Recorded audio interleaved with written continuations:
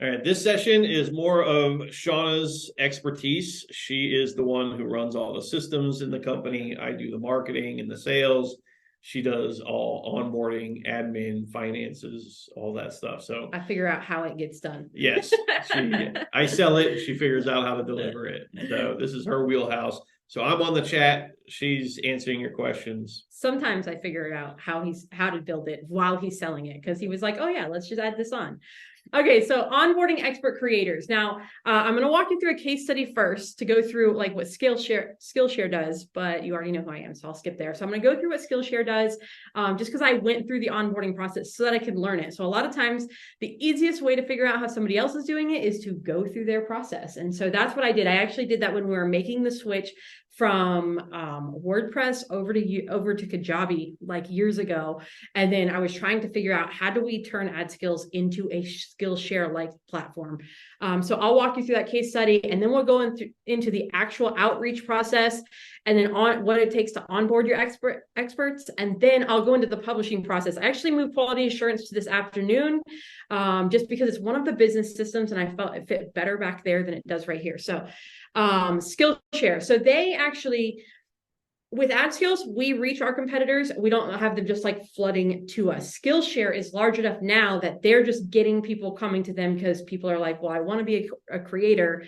Skillshare already has an audience. I can start making money right away. And when they first started, they didn't have that. I'm not sure how they were recruiting in the very beginning, but I would say like 3 years ago, they switched over to this process where you could just fill out an application.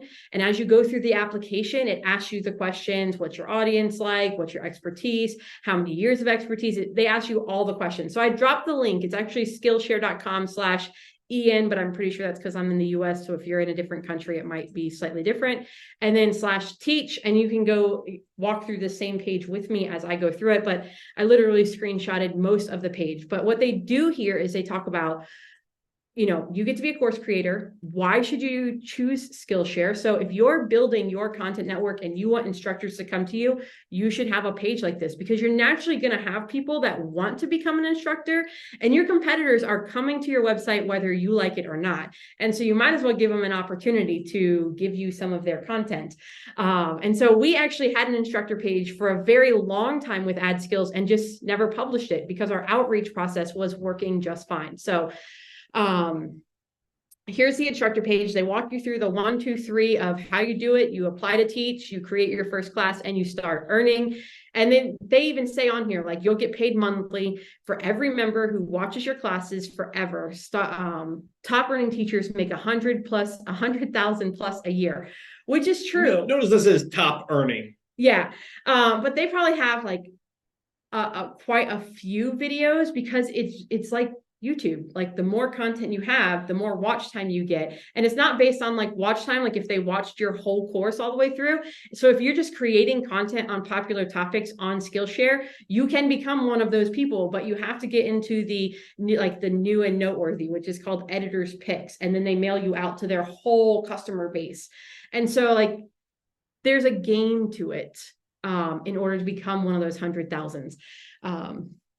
And then one of the most valuable features here is the frequently asked questions. And so this section specifically, I screenshotted, because if you're creating an instructor page for onboarding, these are literally the same questions that I have to deal with all the time. So like when we were onboarding AdSkills instructors, they're asking the same questions. And so having answers to them is having like a knowledge base for them is important, and you can borrow from Skillshare's already created answers. And I would recommend you go read how they answer those questions and say, okay, well, this is how they're handling it. How would I modify it for my business and my structures? And so definitely go there after this workshop today and take a look at all their answers to these and just note them, and then customize your page with your answers. All right, so after I opted in, after I went through that whole application process, you land on a page that says, thank you. One of our team members will review this and get back to you. I want to say it was like 48 hours before I had an email that's saying like, you're approved. And I'll show you that email in just a minute. But once you're approved, they send you to this page, which walks you through the process. So literally, they just have a course for onboarding instructors, and it takes you right through the same process as a whole series of videos that walks you through publishing your first course. And I gave you the link to this page because it's a public page. It's not even like, you don't have to be signed in. You can just view it and access it. And then they walk you through a checklist, which is so easy. We do the same thing with ad skills. We give them like, here's what we need you to do first. Here's what will happen after that. So when you're setting the expectation, you keep their attention. And a lot of times what happens is instructors have great intentions. They want to be an instructor for you, but they just lose focus. And so this checklist lets them get everything ready for you. And I thought their onboarding process was very refined. But again, we are seeing it after years of them refining. And so I think modeling your onboarding process to theirs is very valuable in skipping a lot of the pain points. So I went through their onboarding process. So that way, as I onboarded our instructors, I had similar things. Now, this is the email I got. Don't mind the highlights. It's how I found the email in my Google search, searching through the history. So you can see I did this back in 2020, 2021. And one of the things I wanted to point out is that they said, we were so impressed with your application. We'd like to consider you for a one-on-one coaching to help you with detailed feedback throughout the class creation journey. And so like they have a whole team of people helping you onboard, and they want you on a call because they want you publishing quickly and finding success quickly. If they don't take you up on this offer, you're going to lose them and you're going to lose their attention. And so one thing I felt like their onboarding email did, it was a pretty long email, but it made you feel special. It made you feel important. It made you feel valued. And that's what you want to do to your instructors. You want to cater to them because they're giving you content for free.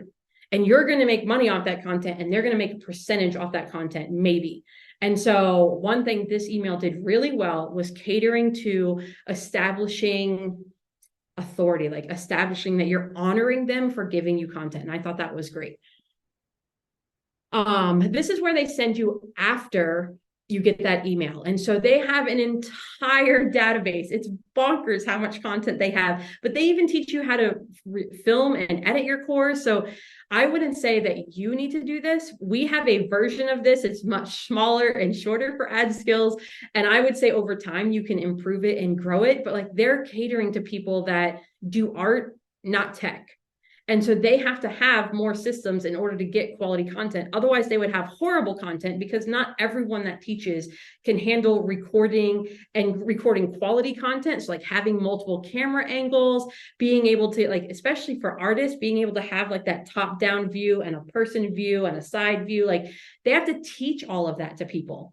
And that's what this does. In ad skills, we had a course about creating courses. It was not something that was public or anything that we sold, but we had a specific thing that we would give every instructor and let them know. Yeah. I actually shared it in the members area. I added it as an extra bonus. So when you go to the instructor onboarding inside of our circle, there's an extra download, which is a PDF we used to give all of our instructors with tips. Like we literally went and found YouTube videos that taught people like, how do you frame? How do you do the second angle? What features should you have in Zoom so that it's recording your face separately from your screen and we're not minimizing the value of the video quality? And so like we gave that to instructors just because it got us better quality content that our video editors could make into a better video. And they've just done this, but they've just done this for thousands of niches and hundreds of thousands of people. And so their database is super valuable in modeling after, but I would not make that your first focus. Like obviously you want to help your instructors, but you can't dedicate all your time to instructors and not your customers. And so there's a balance in that, but I wanted to give you these resources because I felt like it's an important goal to work towards as you grow. So, all right, any questions? Because I'm going to move on to the actual outreach process we did. There's a couple of questions that are kind of left over from last one. So we've got Alex, who is asking, with Uscreen, is it possible to give access and revoke access to specific products? Yes. Yeah, absolutely. Yeah, you can, there's categories, there's products, you can have them at multiple different levels and stuff like that. You can have different levels of members as well.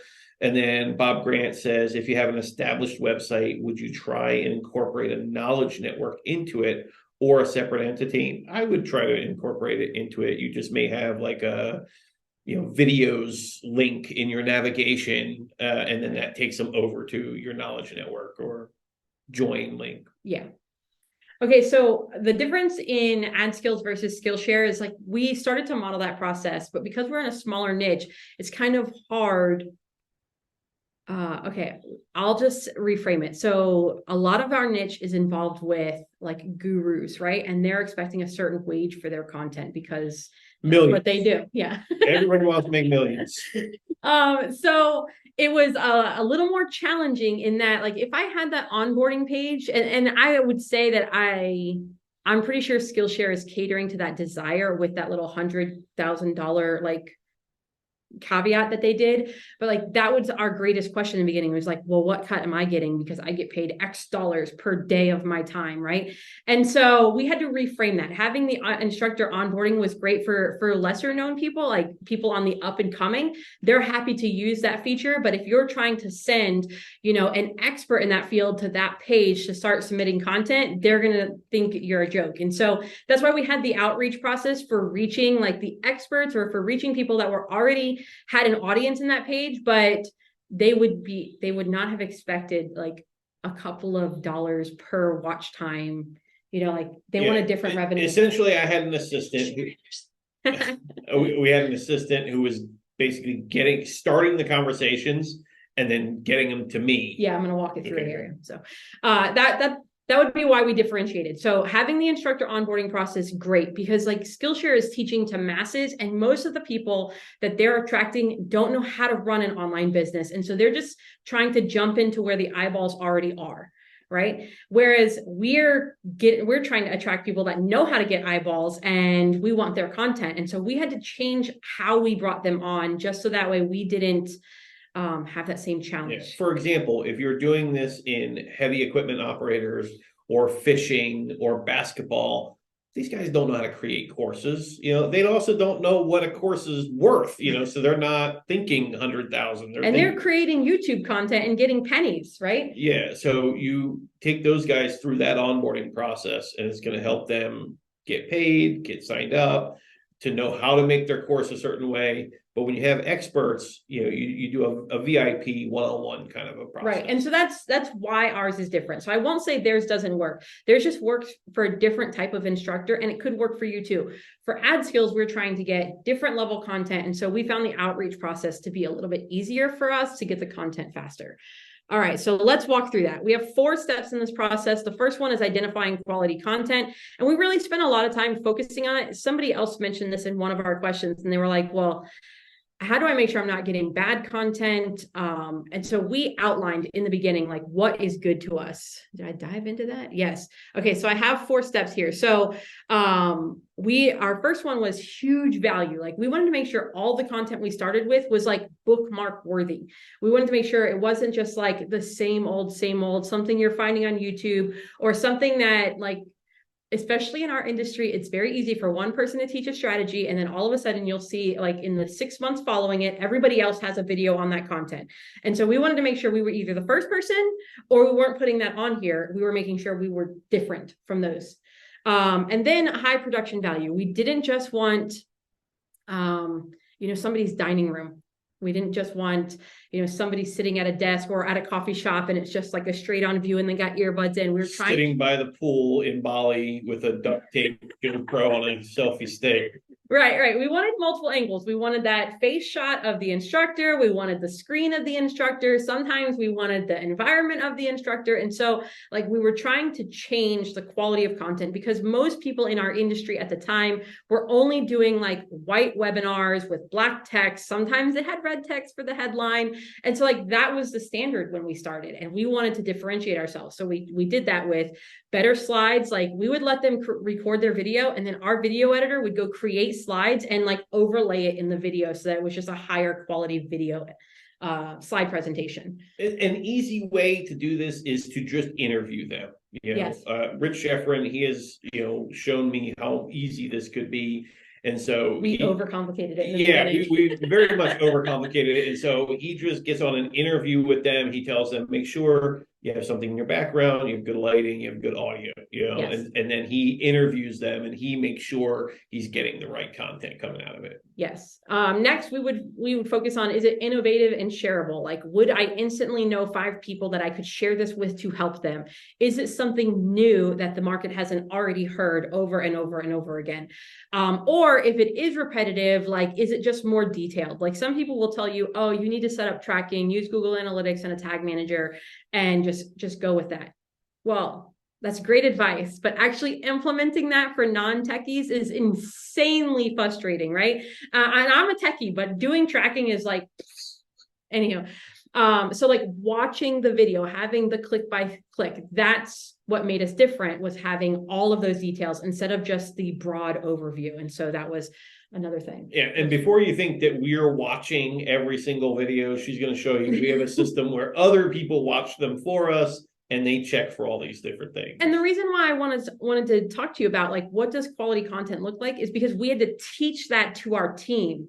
Because Justin and I could watch a video and be like, oh, this again, but like our team wasn't ad buyers, they were workers. Like they knew how to do customer support, they knew how to do the VA side of things, of like uploading videos and publishing videos and answering questions, but like they didn't understand what was valuable to our target customer, because they were not our target customer. And so like we defined this, and then we did a training with our team saying, okay, this is what high value and bookmark looks like. And then I would have them go try and find 5 videos that they think would belong in our members area. And that's how I could have conversations with them to be like, if I Google that title, can I find 10 other videos on that title? Then that's not high quality. That's not bookmark worthy for our members area. And so it gave me the opportunity to train our team what to look for as we were onboarding content, so that I didn't have to be the one watching every single video and knowing like, yes, that's good, let's publish it. No, that sucks, let's not. And then Q&A team approved. This is actually something we implemented, I would say within the last year and a half with ad skills. Like we made the switch over to 2.0, and then all of a sudden we were getting more instructors. We were trying to publish weekly content. I had taught the team what to look for, but it was like, we only have 4 videos in the queue. That's a month worth of content. What are we going to do next month? And so then there was this scramble. And so even if we went and found a whole bunch of content to get approval for, we didn't know if it was good. And so implementing a quality assurance team helped us get through things faster, and we used our customers to be able to do that. So it took less stress off my team and gave more value to some of our top customers, so that they got early access to content. They felt like they had a voice in what was being published in ad skills. And so that was a huge asset that helped us be able to make the switch to getting more content in faster and making sure it was quality. So, and I'll talk about how I built that team this afternoon. For free. Yeah, for free. I don't have to pay them. Yeah. Yeah. We did send them Kindles last year. So, well, Christmas gifts. Yeah, we send them Christmas gifts. So I won't say that it's completely free, but we do give them perks. All right. Next, we created a Dream 100 list. You've probably heard this from us so much, but the easiest way to get started is to know where you want to go. Like if you have a destination, you need a map to get to your destination. A Dream 100 list helps you have the map. And so they basically came to me and said, hey, what are 100 instructors that you would love to have on here? And then we'll go start conversations with them and set you up for conversations. And so what I would do is I would go find people who already had content. I'd specifically go look at YouTubers, authors, people who already had really great content that I just needed to either like, hey, can you just give me permission to download that and re-upload that into my members area, or your book, or the talk that you gave at this seminar, can you do that same talk but for my people? And so I spent like a weekend, lots of coffee, good movies on in the background. I just spent the weekend finding the perfect content that I wanted to have, and then we delivered on this system to bring that content into ad skills. And so he got it started, and then we were able to, based off of what he sent us, then have a team member find more people like that. Right. So once we had that list, we then built out this spreadsheet, and this spreadsheet is in the members area as well, so that you can just have it. You can see here, we collected name, website, YouTube profile. That's probably the easiest example. The content example is the link to the content we liked. So like if Justin said, this guy, this video, we did the name and the video, and then we found the in-between information. If we just found the content, but we didn't know who published it, like we would just drop the content in there until we did the research to figure it out. So those first four are pretty easy to do. And then you have to do a little bit more hunting sometimes to find, social profiles. Sometimes we would do Twitter and LinkedIn, but it's really like wherever they're most active at. And that's why I didn't say, Facebook and Twitter, because not every expert is on Facebook and not every expert is on Twitter. And sometimes you find they just really love LinkedIn. And then we would scour the internet for their email and pray it was the correct one. We actually used to use this website, hunter.io. Yeah. And that would let us find email addresses that are a little harder to find. Yeah. All you have to do is put in somebody's website into hunter.io and it will show you the emails, their email that domain has, right? Yeah. All right, then you can see over here on the right, I have the outreach tab. So that outreach tab has these options. So this is just, I'm a spreadsheet nerd. And so I want to know at what stage in the outreach process are we? And that's what this tracked. So if we had sent them an email or if we'd sent them a social post, like it was tracked. I sent one, I sent two. Anything after two was like pretty much after the third time of trying to contact somebody and you're not getting anything from them, we would just say, we would just leave it there. And then like once a month, they would try emailing them again to re-engage them. But my goal is to get a response in the first two. And so that's what I'm tracking. And if they've responded, but we've not moved any further in the process, that's why we just put the email responded. So we got through, we found the human, and now we need the yes. And so you can see that's sort of the process we go through is we sent an email, we get a response, we get the yes, or we get a no. I put declined on there, and then we have onboarded. And once we have onboarded, they pretty much don't need to be here anymore because we've gotten what we needed out of them. And I would say the decline rate is really low. Oh, it is super low. Yeah, because most of the time, and I'll show you in the email. I'm struggling to think of who has said no. We've had two. Two. And two that I've seen. So I haven't been in this process probably in the last 6 months. And it's mostly just because of our niche. And everybody's a hotshot guru. Well, yeah, somebody wants, $10,000 for the day of their time. And I'm like, I just want an hour-long presentation, not like a day of your custom time for my mastermind or anything like that. But, so like, that's really what it is. So or I would say there is a lot of money. Don't let me scare you off to this niche. Like I said, you've seen the screenshots. I've made millions in this market. Yeah. It's just a lot easier in other markets, yeah, where they don't think they need 10 grand a day. If you're going into the fishing world, they're like $500 is a lot of money. And most of the people in the fishing niche, like they're trying to get like big brands to just sponsor them, right? Yeah. Like they're trying to get, I don't even know fishing brands, sorry, but like they're trying to get whatever makes that little what is that? It's got a rattle on it. The fly lure. Yeah. So like they're trying to get lure creators to give them money, so they're going after industries. And if you say like, hey, can I just publish your content in my members area? They're going to be like, yeah. Yeah. Yeah. They're looking for that. It's easier. Authors are easier. Like I've said before, looking for people who are about to launch a book or a product are easier.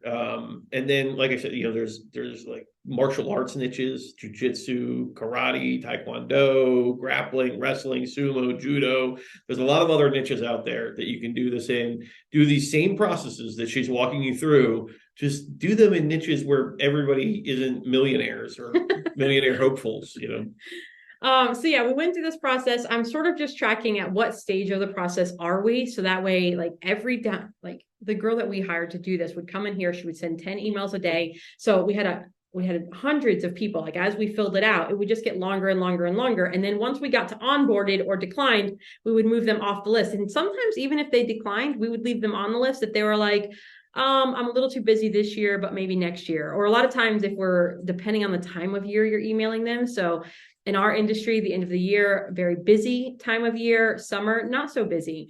And so like if we were messaging them in November and they were like, talk to me after the new year. Well, that's technically a decline. And so I told her, I was like, that's not really a decline. I'm a yes, but maybe next year. And so we would keep them on here and just follow up in the future. All right, let's see here. All right, now here's a shortcut we did, and I'll show you the exact post we did in just a second. But like, if you already have an audience, you can shortcut it by just making a social post and asking your audience to nominate instructors. This worked insanely well for us.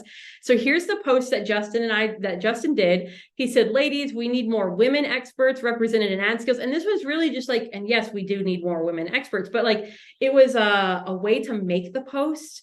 And it's a cause people can get behind. So if we were just like, hey, we're looking for experts, who do you want to learn from? We might have got some comments, but because women empowerment is a huge thing, especially when we were posting this, like, it was easy to get people to engage in that conversation. And so we use some of social culture, and we use something we really need inside of ad skills, which is women, more women experts. And so we asked for 3 to 5 ladies who we should ask for a masterclass, and we got 130 comments.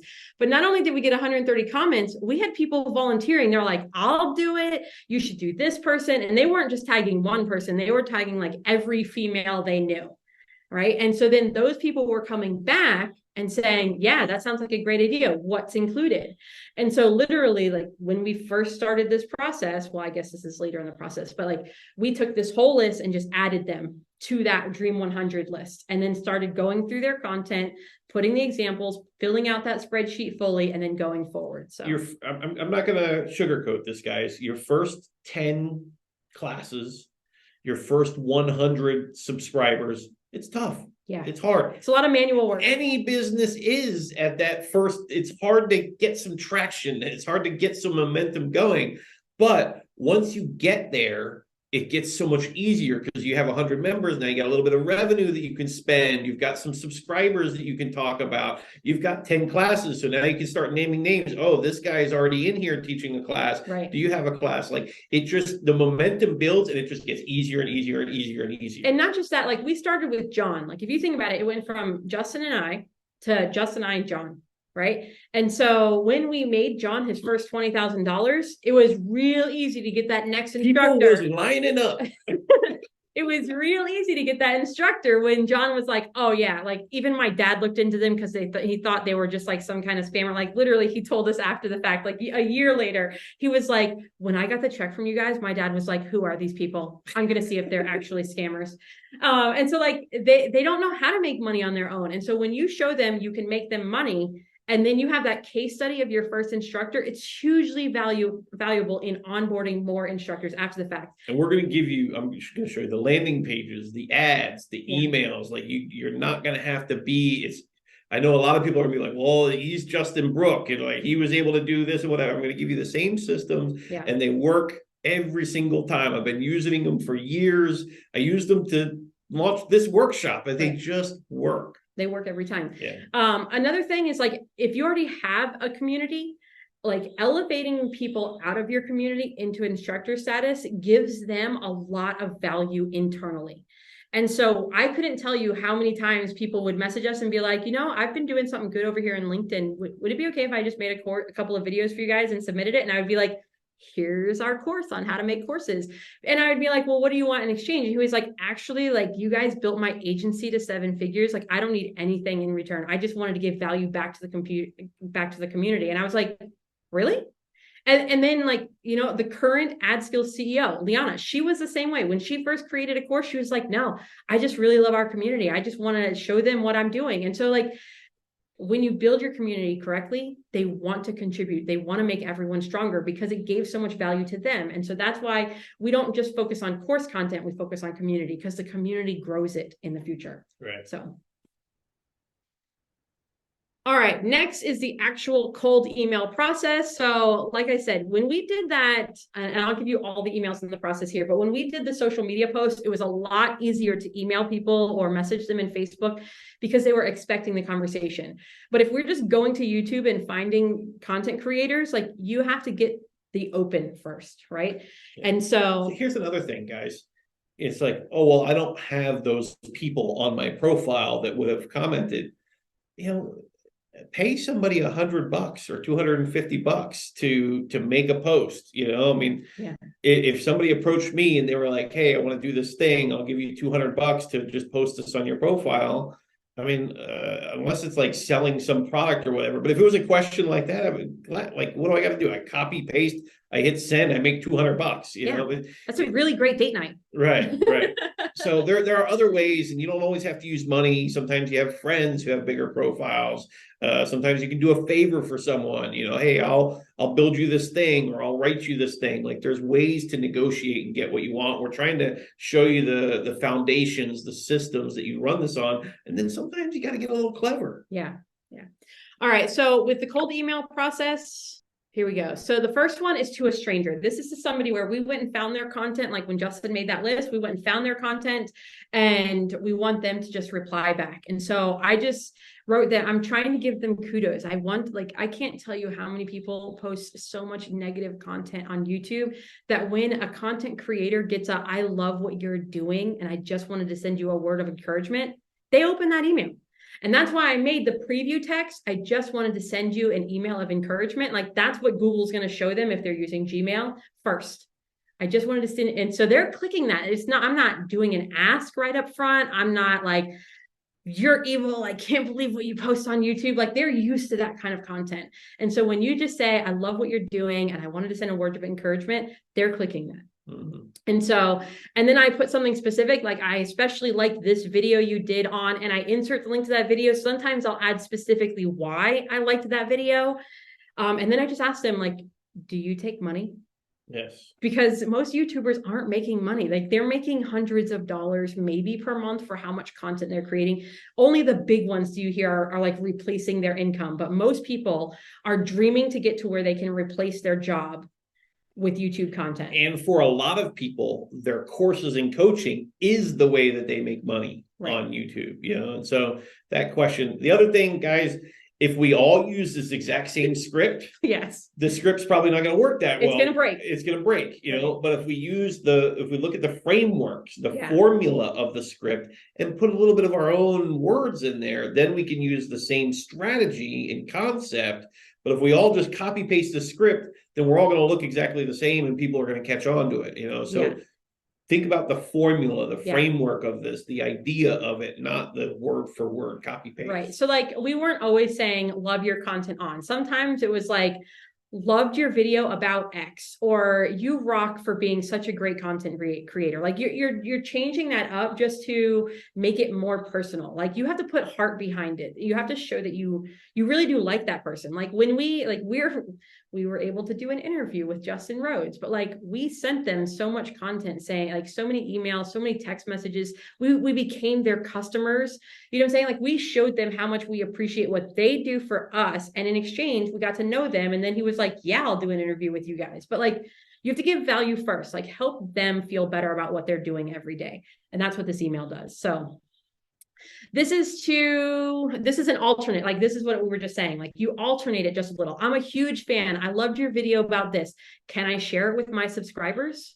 Sometimes it's that easy. And they say, yes. Okay, great. I have a private members area. Do I have your permission to publish it in there? Yes. So like I get the yes, so I get a response, and then I do more specific. Like, can I download it from YouTube and put it in my private members area? Yes. Okay, great. I want to promote you. Do you have anything else I can do? Like, I would love to be able to put 3 to 4 videos in there, you know? And so like, you just build out the conversation, but first you want the open and the yes. And so that's what these do. And sometimes I do the first one. Sometimes we do this one. It really depends. Sometimes we do both. Like if we didn't get a response from the first one, we send this one a couple weeks later. And then we're like trying to show them how much we know, like, and love what they're doing. Mm-hmm.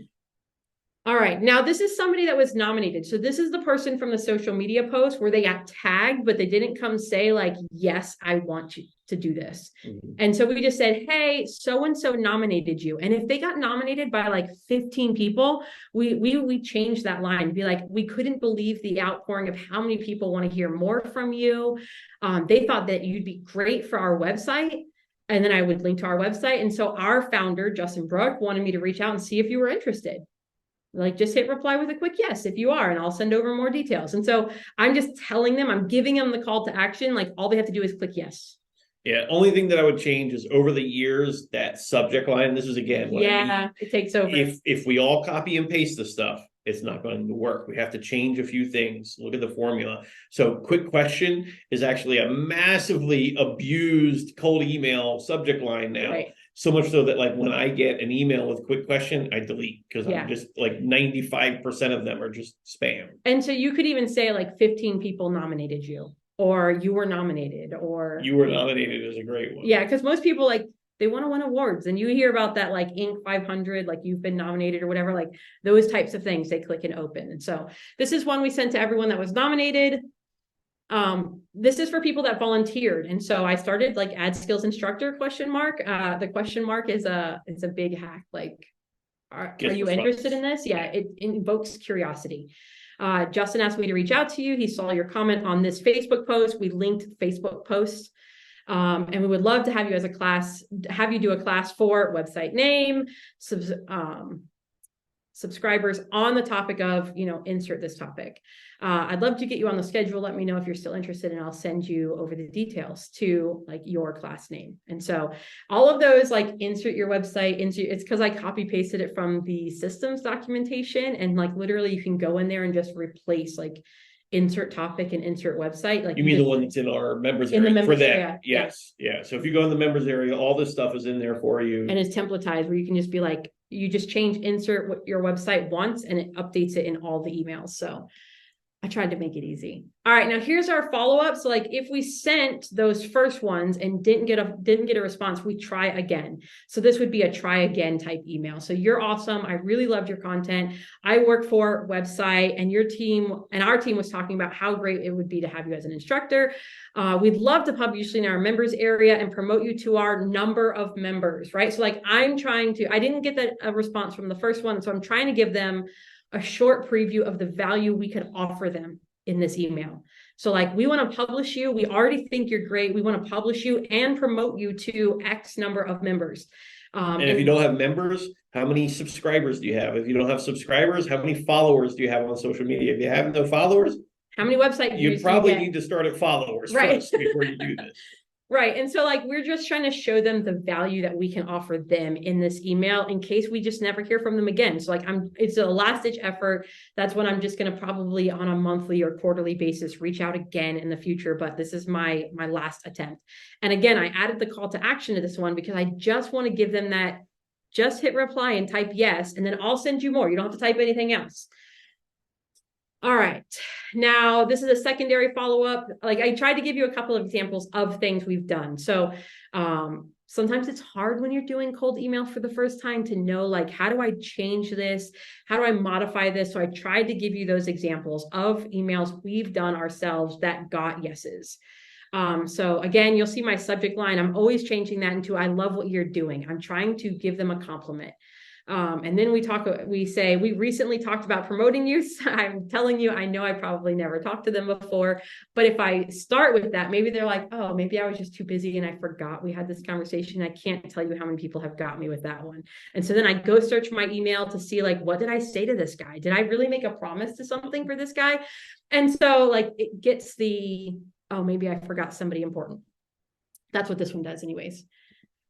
Last, we're setting the expectations. So now we've gotten the yes, and now we want to know, like, I want to set the expectation for this is what's going to happen. It's a lot like the instructor onboarding for Skillshare. So this is that what to expect. This is the how the process works section of that website. We're just doing it in email form. So guys, go back to that slide. Yep.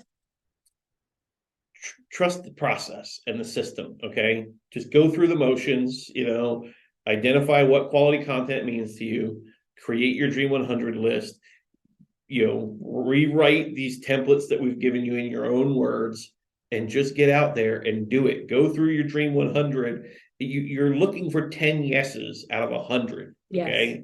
And so even if you only get 2 or 3, cool, make another Dream 100 and get another 2 or 3. Like, just get to the point where you have your 10 classes and your first 100 members.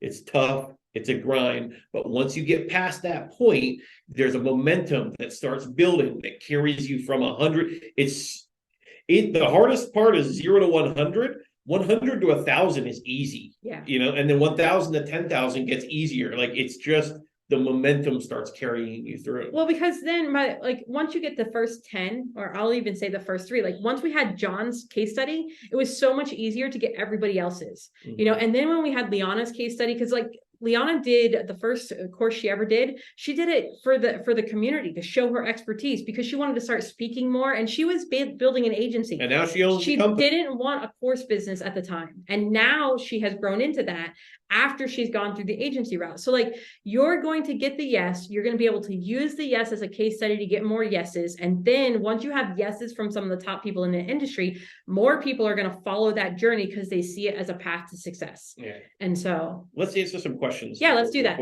Okay. So Eric says, my niche is kind of competitive. Those experts are famous people in the space, or maybe even renowned authors. Will you please share how AdSkills gets famous experts to create courses for you guys? The easiest way to do that is to kind of keep your ear to the, keep a pulse of the industry, and so like I would create Twitter lists, and I would check that Twitter list every once in a while to see who's launching what.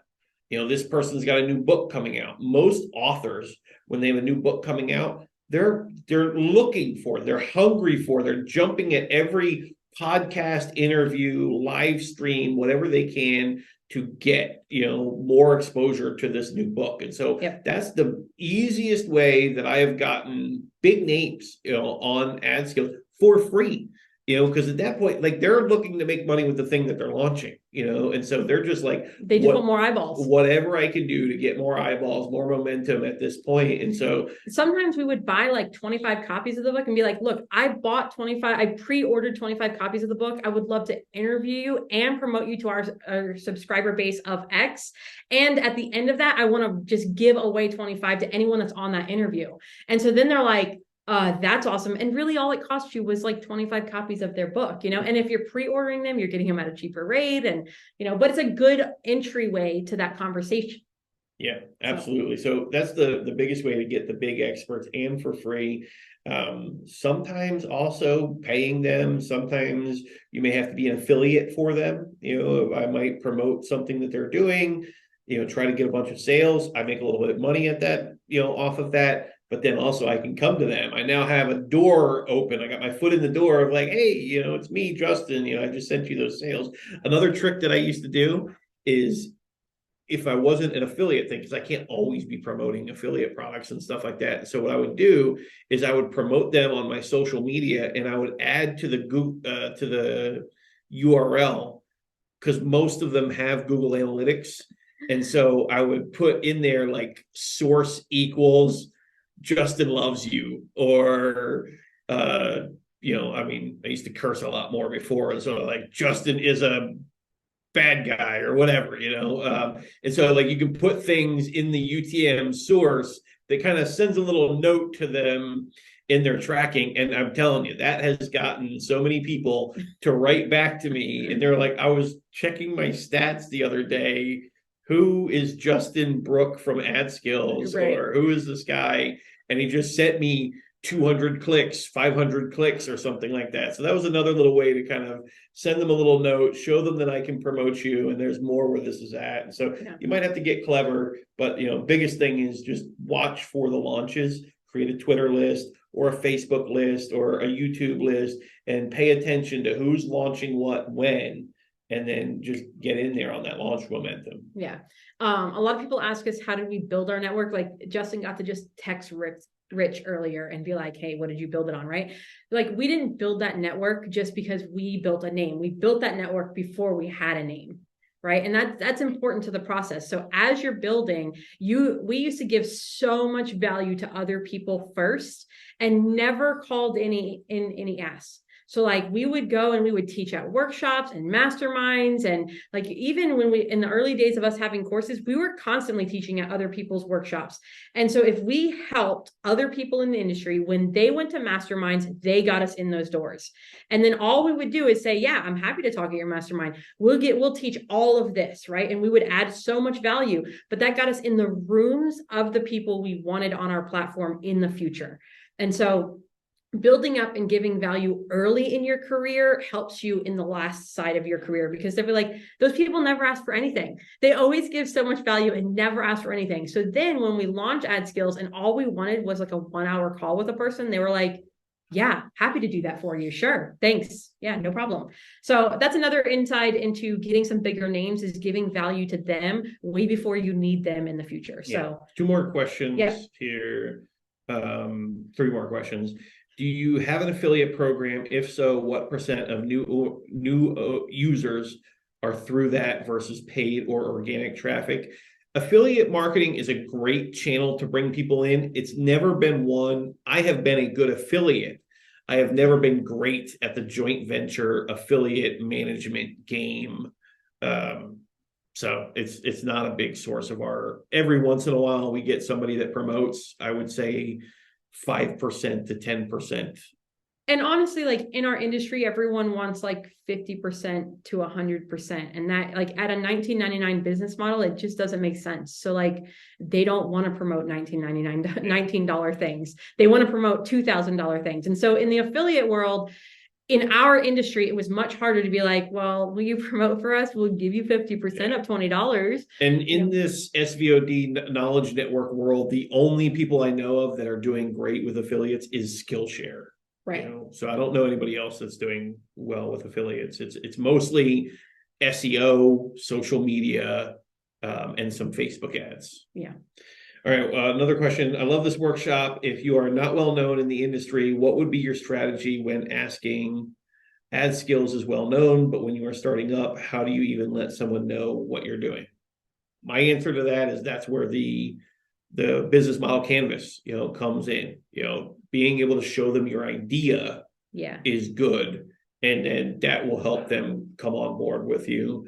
The other thing you can do is, you might have to pay them, in the beginning. You might have to save up a little bit of money. You get $1,000, $2,000, and this actually answers another question. Somebody's asking, how do you pay them if you're not getting them in the launch model? I don't like percentage-based offers. They get really expensive over time. So a flat fee. So I might say, what's your hourly rate? How much for a consulting call? Ask them stuff like that, and then they'll tell me. Most experts, most experts, $500 to $1,000 an hour. Some guys go higher than that, but even then, you can usually come back and be like, I only have 1,000. Sorry, I can't do it. No, oh yeah, $1,000 will work. So I might ask them, how much is a consulting call? How much is an hour of your time? And they'll come back to me and tell me, this is what my hourly rate is. Awesome. Can you create a quick class for me? It just needed to be 30 to 45 minutes. And so now I'm paying their hourly rate for a class. And I like that model. So I get a lot of mine as interviews, collaborations, keeping my ear to the ground, knowing when the launch is. I get a bulk of my content for free. Every once in a while, I got to pay $500 to as high as $3,000. I generally won't go over $3,000, and that has to be a superstar. But most of the time, I'm paying $500 to $1,000 for a great class. And then you only have to do that every once in a while. You get a couple of those, and that starts knocking down the pins for all the other experts. I would even say, like, we have this strategy, we call it like building tiny apartments. And so like in the very beginning, and so like I know we're 15 years ahead of you guys because we've been doing this for so long, but in the very beginning we had nothing. Like, I was a school teacher, he worked from home, and for 6 months he made nothing. So like in the very beginning we didn't have a name. And so a lot of times what we would do is we would build things for people. So like the first author we ever got was Dave Lacani, right? And so I saw he was launching a new book. He had a horrible website for his other books. And so I just built him one. I was like, hey, I saw you have a new book coming out. I just wanted to give this to you. If you just send me your web hosting details, I'll transfer it over to you. So like it cost me a day of time, and I instantly built a relationship with him because I just built him a better website than what he could do for his new book launch, right? We used to go to, like, Justin, he did his internship with Russell. Like, he worked for 30 days for free. Like, we used our tax money to survive, our tax return money back then, to survive for 30 days while Justin went and worked for free. And so like we just sought out opportunities of how can we survive on little to build the relationship early and then get the knowledge of the expert in the past. Like, our friendship with Rich now is built off of Justin doing an ad campaign for free for his launch. So one of his course launches, Justin said, hey, can I just run your ads for you for free? I don't want anything out of it. I just want to get some more experience. And I just want to get a case study and some more experience. And so he was like, yeah, I'll give you X dollars. Well, Justin used X dollars, made a huge success, and then was able to get more money for Rich and kept working for free for like months because we just wanted to like upgrade our relationship level with that person. And so a lot of times you have to follow them, seek out what are they into. Like I've already mentioned, our daughter is into horseback riding, right? If you know a barrel racing expert that could just hop on a call with Cherry and like that would instantly build relationship. Like remember that time that random customer got Cherry on a call with this expert? Like that's just so much personal value that it doesn't even care what it costs. I'm happy to return the favor. And so that's what you're leveraging here. You're leveraging giving extra value now to build a relationship. And so we like when we're trying to go into new markets, we're looking at who the experts are in that market, following them on social, following other people around them to see like how can we contribute to that market in any way and give value to them. So like with Justin Rhodes, we sent them an ad buyer. We were like, hey, we think these 3 ad buyers would be great for your website. And I saw him post on YouTube. Like I subscribed to him on YouTube and he made a post about how they were hiring. And I said, Justin, we have to let him know, like we know ad buyers. And so we found a way to communicate with him. We were like, hey, we run an ad buying training community. Here's some people. And we made the introduction and he hired one of our people. And they're crushing it for him. So like you have to just find ways into their life to add value. And that's how you use no name to get a name. Yes. All right, let's move on. Very long-winded answer. Sorry. All right. So now we've got the yes. This is the email I send them. It's actually a long email.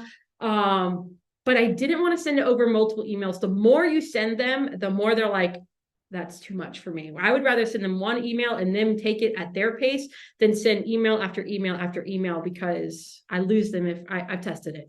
All right. So we just say, thank you so much. We can't wait to showcase you. Again, I'm trying to build excitement into value and everything we can offer them. And so I don't even dive into what I ask from them first. I dive into what I'm going to do for you first. So we focus on what's in it for them first.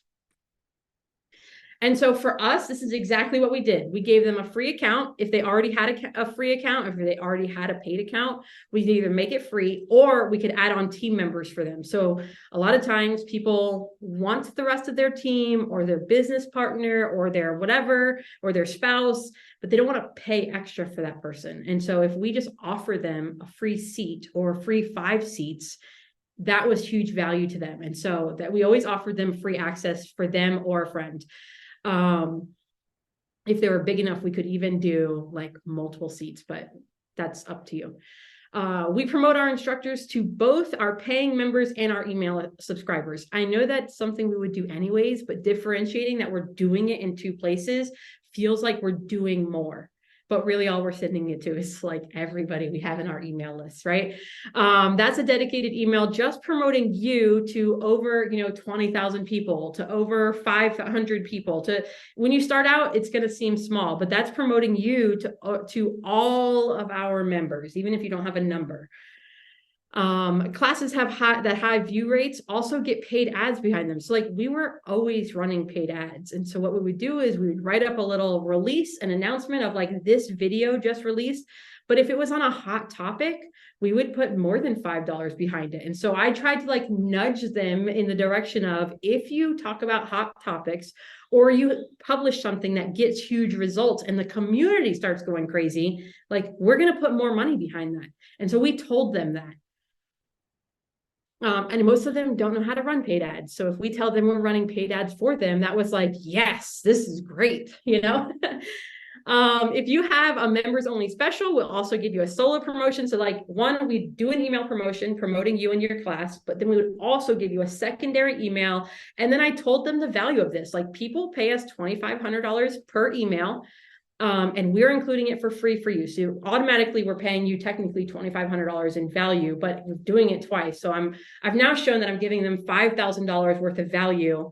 And that's not even counting running paid ads to them. So that all I'm trying to do is value stack, right? Like you've all seen a webinar before. I'm value stacking so that as soon as I get to what my ask is, it seems so small. And so here's my ask.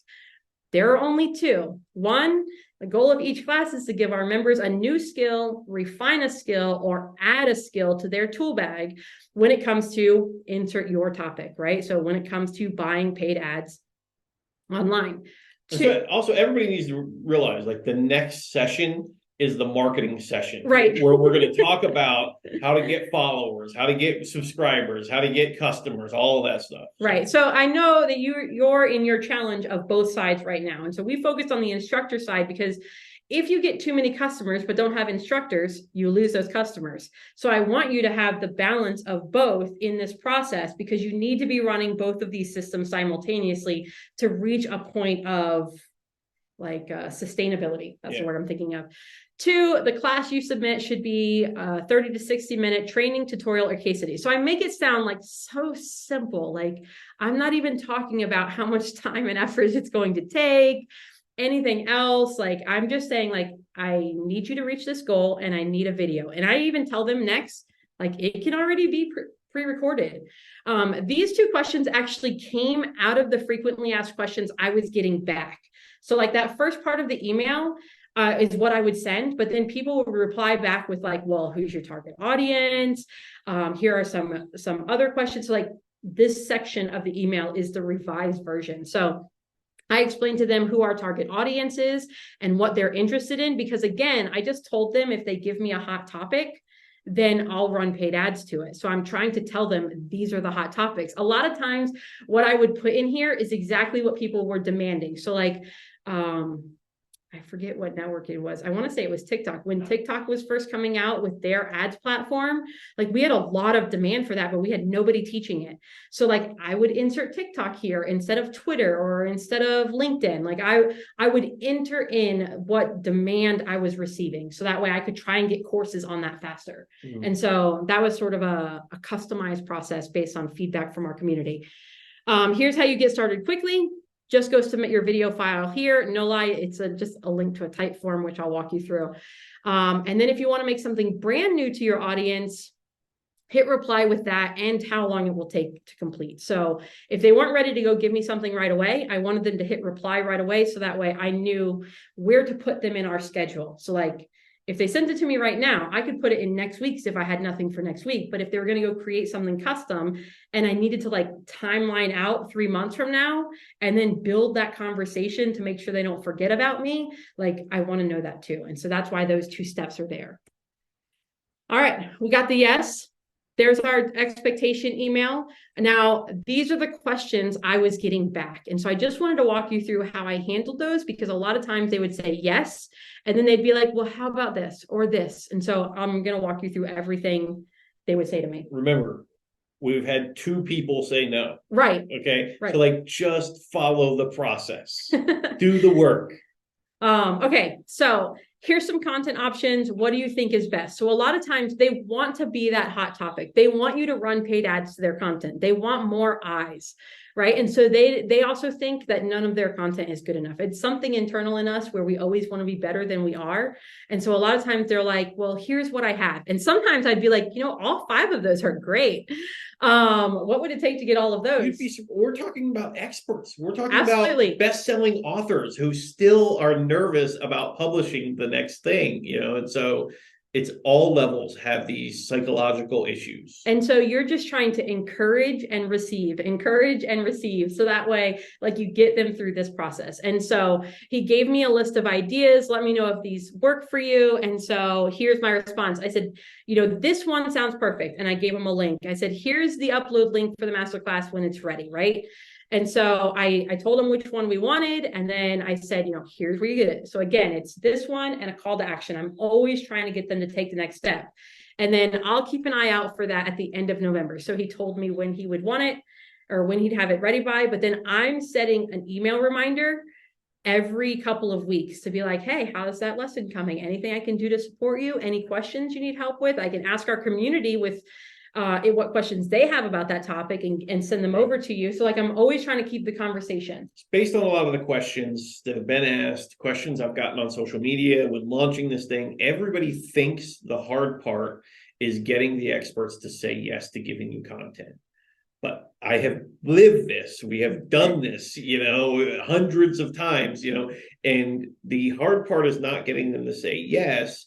They're already creating this content. This is what they want to do. This is their profession. The hard part is what Sean is alluding to, is getting them to follow up. Like, okay, take the next step. Take the next step, because they're busy. They're doing a million different things. And that's why they want to get this content out there. But they're, this guy wants a piece of content and he's got to do a YouTube video and he's got 3 podcast interviews scheduled and his wife still needs him to pick up the coffee later. And like, they're doing a lot of things. So the hard part is actually in the follow-up of just getting, is to be important enough to be on the to-do list today. Right. So the yes, getting them to say yes is not the hard part. A lot of them will say yes, they want to do this thing. And so following up and having these systems where you get them, okay, boom, you've done this part, now do this part. You've done this part, now do this part. Right. Is where you're really going to come up against hard. And so like, I'll tell you now, like in October, my email to him was like, hey, I have a promotion spot in our email list available second week in November. Will you be able to meet that deadline?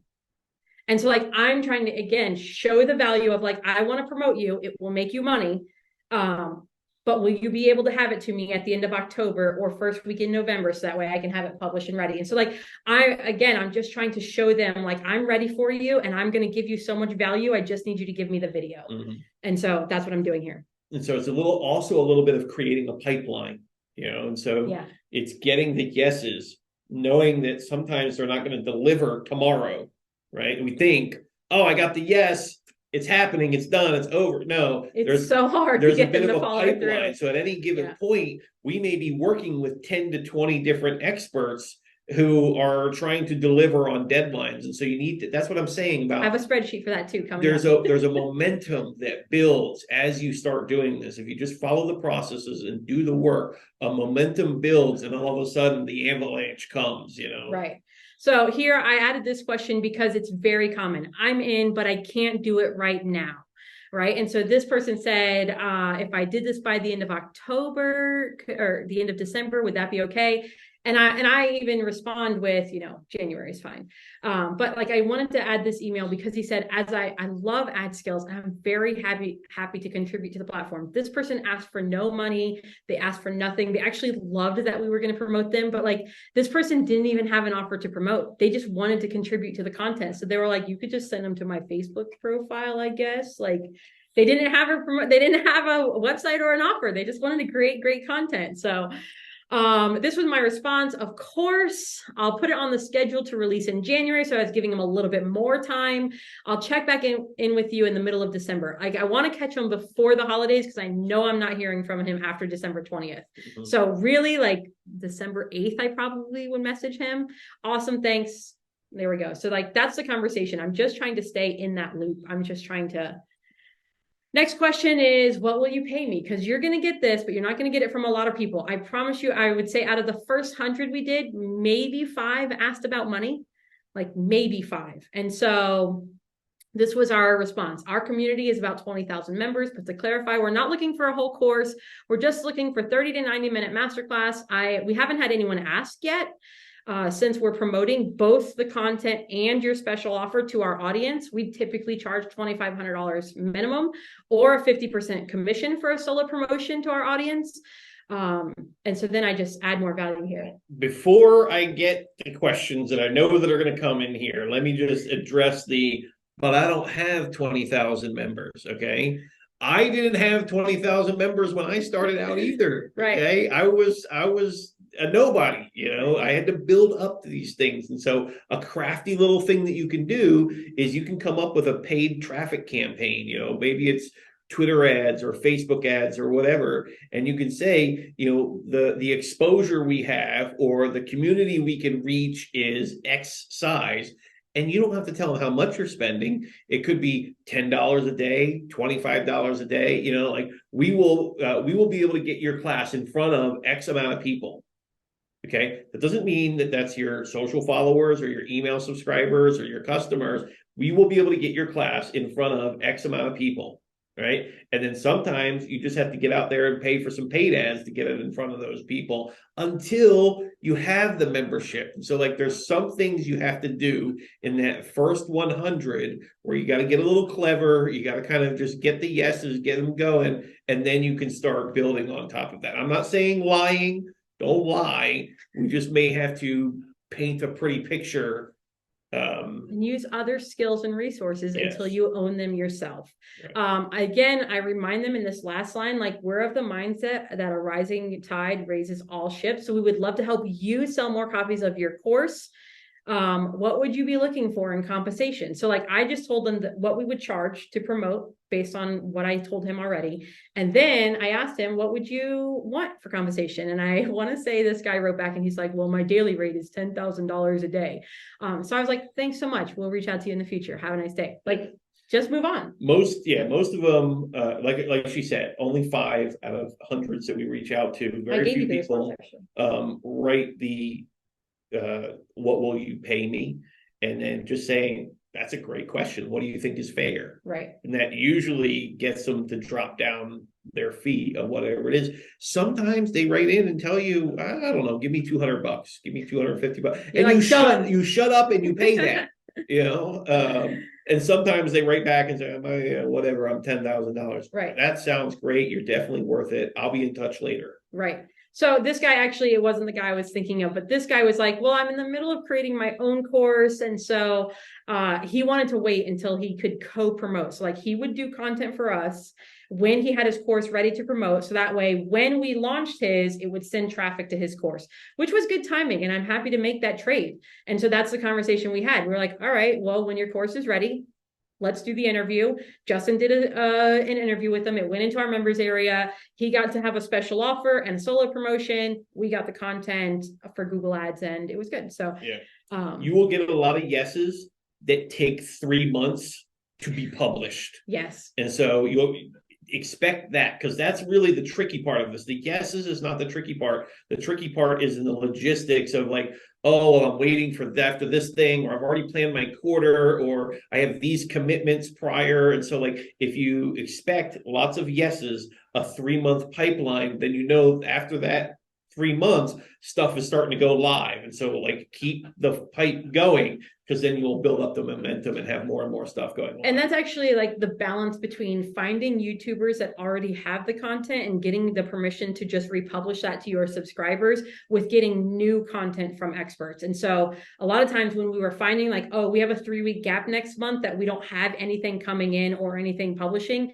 So either we would pick a topic to create ourselves if we were really in a pinch, or we would look through that list of content already created and say, hey, let's try to get this person to give us permission so that way we can publish it because it's already created. Like they have to do nothing else. And the trick there is to go to an expert you want, go back a year to a piece of content that did well a year ago, make sure it's not outdated. Obviously in our niche, a year makes a drastic amount of time, but a lot of times they're creating a content and the content just dies off. Like they publish it and then it doesn't continue to get traction and doesn't make them any money. And so it's just sitting there already created. Or they didn't use a good thumbnail or a good title. Like there's been times I have found 45-minute long like master classes and they only got like 700 views. And I'm like, we're like, how does this only have 700 views? So I write to that guy and be like, that masterclass was amazing. You know, I would love to promote that. Can I download that and put that in my members area? Yes, absolutely. Of course. Right. It's already created. It's nothing for him to just say yes to that. And he gets more views on that video. Right. And we send more people to his YouTube profile. So like, that's how you're balancing in your timeline is you're finding content already created and getting permission to just republish that. Again, you don't want outdated, you want quality. Sometimes you have to make better slides for it if it's hideous, you know, or if it's just a talking head the whole time, you just hire someone to make slides for that content and you put it together. Like it's super simple. All right, so now here's the onboarding form. So like I told you in that onboarding email, like, hey, if you already have something, just go do it here. This is that form. And so again, I'm building value. My goal is to encourage them and show them I value their time. So like it won't take you longer than 10 minutes here. Do we need to do questions first before I go through this? We are stacking up on questions here. How many more slides we got? This is like 10 slides until the end, maybe 12. Okay. All right. let's answer a couple of questions here before we Okay. get into this thing. So Harry says, I'm in a niche where there are lots of people with incredible knowledge, but they're not natural content creators, but they have a following or a business with a list. How would you empower them to create a class that looks good and the sound is good? We have a document in the members area for you. So Harry, log into the Circle community that came with your purchase. There's a document in there that you can use. It shows them exactly how to get what you're looking for. Yes. And I would also say, like, doing the first one as an interview helps them get the confidence. So like that was something we were finding in the very beginning of upgrading, like leveling up people out of our membership area into instructors, is they were like, but I only have 3 years experience buying ads, and I've only spent, $50,000 a month instead of, $100,000 a month, or I've only had $5 leads instead of 50-cent leads. Like they always have this inner doubt. And so we would have to build them up and encourage them. So sometimes just doing an interview first shows them how much people love their content. And then you can get them to do the whole course, or you just have them talk to you about something and you create the slides. And so like, that's what we would do. We would go on, we would ask the same questions, like, okay, what is it that you teach? Why is it important? Like I'm asking the same questions that I would put into a slide presentation for a course. I'm just getting him to talk to me as a person and teach me. And then I go create the content out of that recording. So. Yes. Nolan asked if we have an interview script in the future. There will be one in the members area. For now, it's very easy to go to ChatGPT and say, I'm interviewing, you don't have to put the person's name in there, but I'm interviewing an expert on this topic. I'm hoping he will teach more about X. Right. What are 7 questions that I should ask him? Right. That will help me pull out full details. It's how I've come up with a lot of my questions for when I interview people. It does a really good job of that. Then we've got Eric G.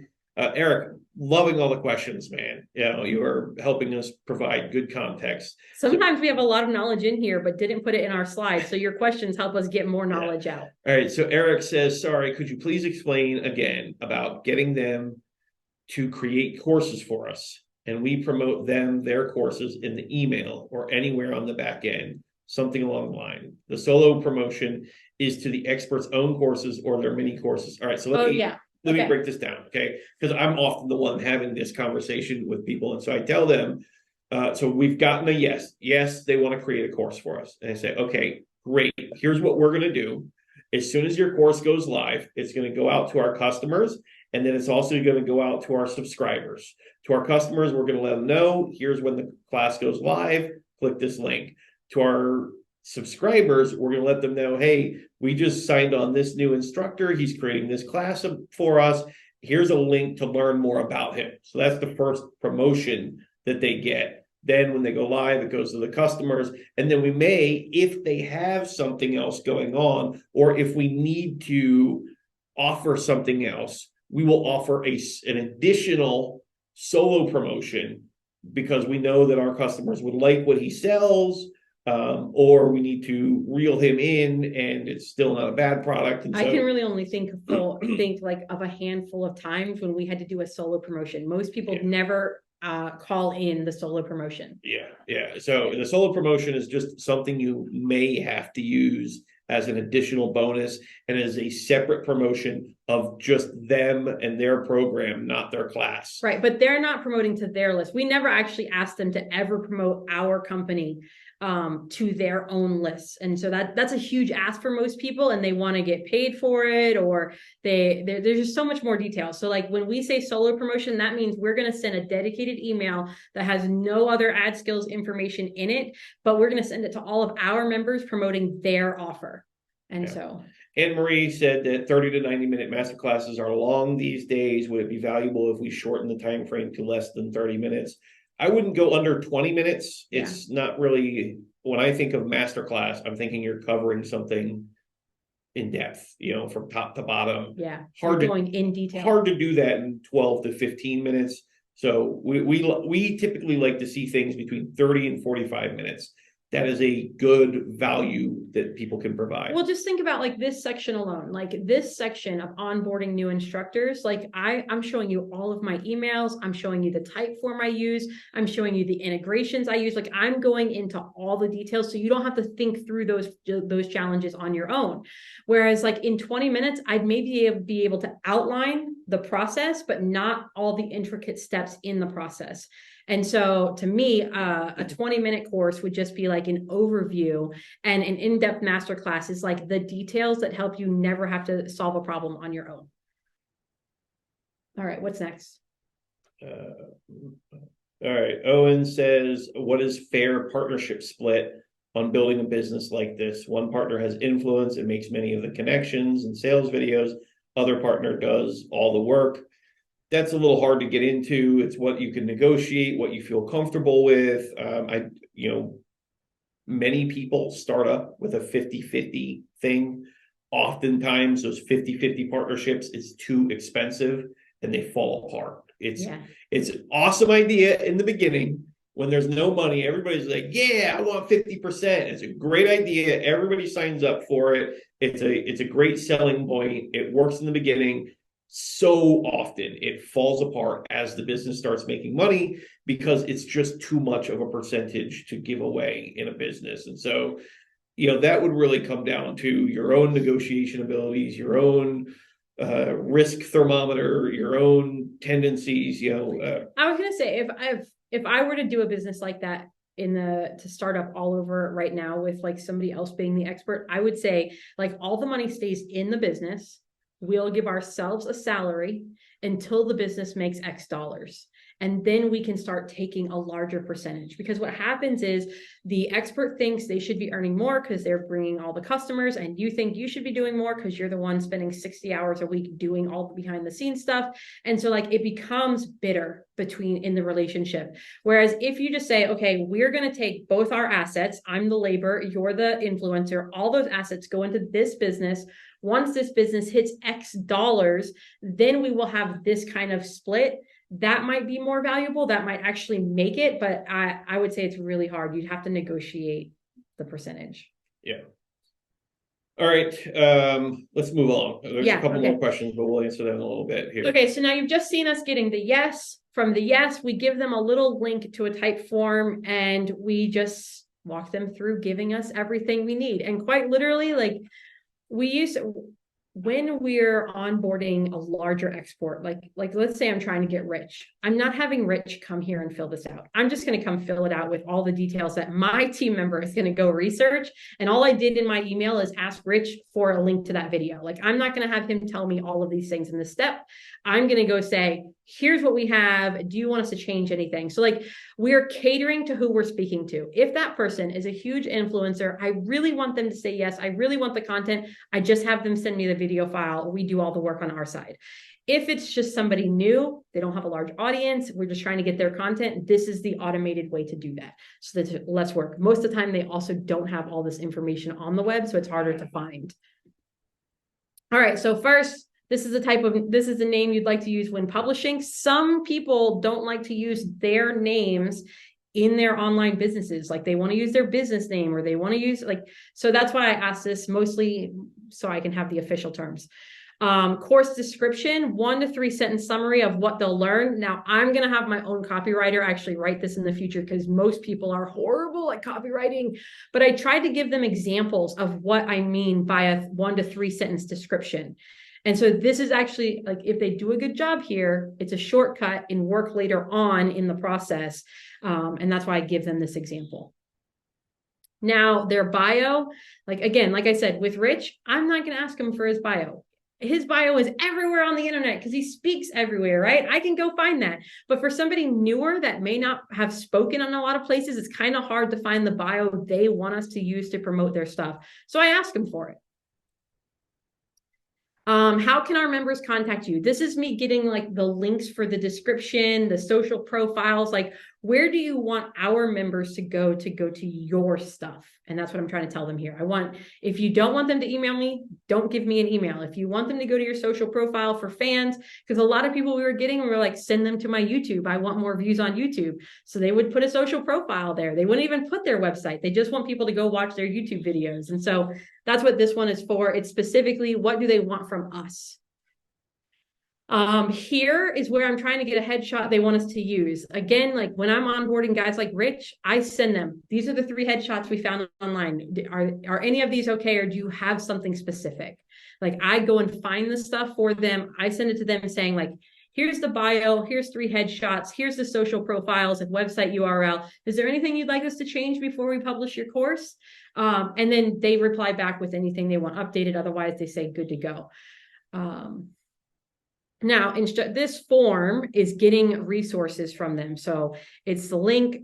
Typeform has a limit to what they can upload. And so really, I don't even make this question required. I just give them an opportunity to upload a file, but I highly recommend putting your Dropbox link right there because they will just go there and upload directly to Dropbox. And the cool feature about that is like my video editor gets the notification whenever something goes into that Dropbox folder. And then I don't even have to kick off the work on my own. The video editor gets the file and knows like, oh, okay, this is going to be in Trello soon. I can start editing this. So it's like a shortcut. When we promote you, like a when and promote, like what website link or social profiles. So you've seen now I asked for links twice because I can't tell you how many people will send me their website, but never send me the offer URL. And I'm just like, are you sure you want me to send to your homepage and not like a landing page? So I give us 2 opportunities to get that here because I can't tell you how many times I still have to reply to them and be like, are you sure that's the URL you want me to use? So that's what it's there for. All right, then again, this isn't a GIF that says you are awesome, right? It just says it over and over and over again. I use this so many times because again, I want to be encouraging. I want to be thankful. And then it sets them up for next steps. That's the 48 hours. We'll send you details. That's our onboarding form. It's super simple. It's like 10 questions. And then once they fill that out, it's so great that Typeform communicates with Trello. Because I'm a Trello nerd, Typeform communicates with a lot of things. But whenever somebody fills out that form, it takes all that information, it sends it to Slack, and it sends it to Trello for me. So, okay. So if we're pulling this together, because I know we've talked about a lot, all right? We have an instructor sign up page on our website. It tells them why they should be an instructor. It's got the frequently asked questions on there. And then there's a link to sign up. It goes to that type form that she just told you and showed you all the different questions that we asked for. The video is being uploaded into Dropbox. It's giving us the descriptions. That's all being pulled into a Trello card so that our team can execute on that. And in the beginning, the team may be you and your wife or you and your son or whoever, you right. know. But like that's for people that just want to give you free content. That's the automated process that makes it super easy for you just to like be blessed with free content and less work, right? And then when you're doing VIPs, taking them one-on-one, you know, you're dealing with them, you're just filling out that form so that it all still goes to your Trello and you have it there. And then or your Notion, your ClickUp, whatever. Yeah. So like, well, with ad skills, we had a team member doing it. It was me in the very beginning. I created the process, pulled out the bottlenecks, fixed some kinks, and then I hand it off to a person, right? And so when they're catering to the guru, they go do the research. And again, like not everybody will know who the guru is, right? So like sometimes they're going through that list and they don't know Rich is on that list is any different than the other 15 people on that list. So like you have to tell them, you know, like highlight them. This person is different. Treat them higher because we want them. We ended up just creating a spreadsheet of names that they could search that they should know, you know. So like when they saw a card come in, they should go look at the VIP spreadsheet. And then they know, oh, I have a VIP because your team, they don't know who the Frank Kerns are. And they don't follow the industry at all, and even though you tell them to. You know, so just all they know is a card popped up on Trello and now they're supposed to do this work today. And so they just go and check and see, is this a VIP? If it is, okay, notify someone so that we get that VIP a little bit better experience. Right, right. All right, the publishing process is pretty straightforward as well. Like, again, I'm just like a systems. You're seeing 5 years worth of experience whittled down into like what's working right now. So Typeform, would send it here into the to-do column.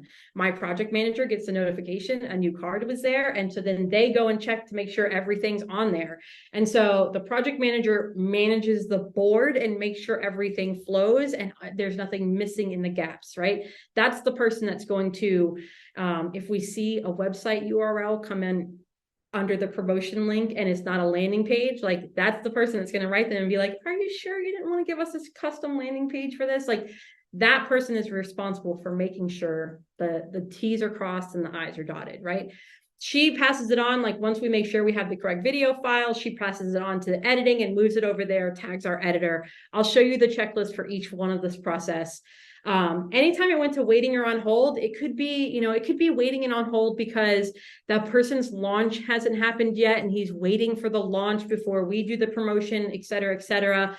Or the video editor can move it to waiting and on hold if the file is corrupt or if the audio is broken, or anytime there's a challenge, it goes into waiting and on hold, and that sends an alert to the project manager that we need to solve a problem. And then at the very end, that's the ready to publish. That's if we've gone through the whole checklist and everything is ready to go. It doesn't make it to that column until I for sure have, and I could send it today, ready to publish status. Somebody had asked if you're going to give the Trello template. I assume we can. The more you guys ask for, we're happy to create them and put those in the membership area. You should know there's a lot of things already in the membership area. And as you ask for things, we will create them and put them in. I mean, I already have them built, so it's easy for me just like duplicate and create a template for you. So here is just a walk through those 4 processes that apparently I forgot I created this slide and I just walked you through everything I do in each of these steps on the last slide. So let's dive in. So inside Trello, so what I did is I have one long card and it literally says save this as a template. So like when Typeform sends in the information to Trello, I'm not moving that card through all those steps. I'm actually using the information from that card to fill out this one. So my project manager duplicates this card because this card has all the steps it takes to publish. It has all the links, it has all the resources, it has all the training, it has everything in it. So that way, if my project manager is out, anybody else on the team can pick up the ball and see like, okay, next thing on the checklist. Oh, here's the training for that. Like everything is in here. I don't have to go anywhere else for training. The best way, if you want any of these documents or systems that you're seeing, is leave a comment in the members area saying, hey, Shauna, Justin, I saw you talking about this. Can I get this Trello card? Can we get a copy of that? Yeah. That helps us get the community going because we need more activity in there. And then 2, we will start publishing more and more documents. Yeah. But actually this checklist is in the resources I already gave you in the onboarding process. So like you're not getting the Trello card, but what I did is I took the checklist that's in the Trello card and put it in a PDF document for you. It's actually in a Google Drive document, so you could customize it with your own links. So the description of my Trello card has everything, like you can see here, template. Like I want my project manager to say in this 65-minute Facebook ads course, you will learn from this person who is the CMO of X website on how to make this amazing thing happen. And this will help you because benefit 1, benefit 2. So like literally I gave them the template. They're going to fill this out based on what that video is. Ideally, if the person that filled out the type form did it well. And now we have ChatGPT. Right. You have ChatGPT. We didn't have ChatGPT when I started this. So like my team had to just follow my template, but now they could just say like, can you summarize this video and tell me 3 benefits so that way I can write a description? Like that's amazing. I didn't think about that. Okay.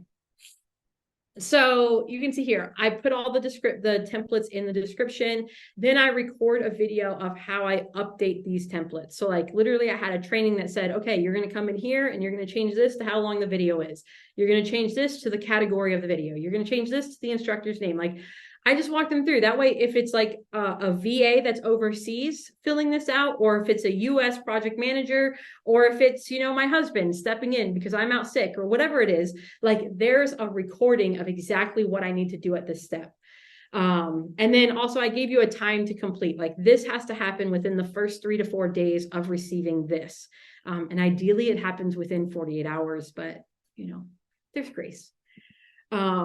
Now, below the description box in Trello, if you have any experience with Trello, there's like the description, and then there's other stuff you can do below it. You can have comments, you can have checklists. So like I would create a checklist for each role of the process. So this is the information that comes from the creator. My project manager fills this out, or the VA if you have just a virtual assistant right now, but they're going to go gather all the information from the type form card that came in and put it here. And then we're just going to archive that card because that card doesn't have the checklist in it. And so here you can see, like, we have a link to the file, we have their bio, we have their promotion link, their social profile. And if you don't have those things, go email the person and make sure we have them all. And then we go through, you can see here the quality review process. So like, I'll talk about the QA team later, but like this was the step we were at. So like once we have everything, we need the QA team to review it because I don't want anybody else doing work until we say, yes, this belongs in our community or no.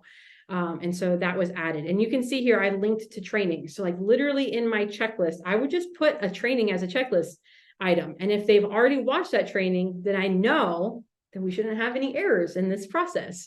And so if it's ticked off, then they should know exactly how to complete this process. So that's this process. And again, time to creation, like this should happen in the first 3 to 4 days of receiving that notification from the instructor of a new course coming in. Now is the video editor checklist. I have a super basic one here for you. There's a more detailed one in the members area right now where I talked to you about how I trained our video editor to have all the elements we wanted. So like we would go and find examples. We sat with our video editor and we said, this is what, a name tag looks like. This is what a call out looks like. Anytime you see a website or anytime you hear a website mentioned or a download mentioned, like have a graphic on the screen for that. Like we went through criteria with our video editor when we brought her on. So that way I didn't have to go through it with every single video we created. So I have that training separate than what's in this checklist.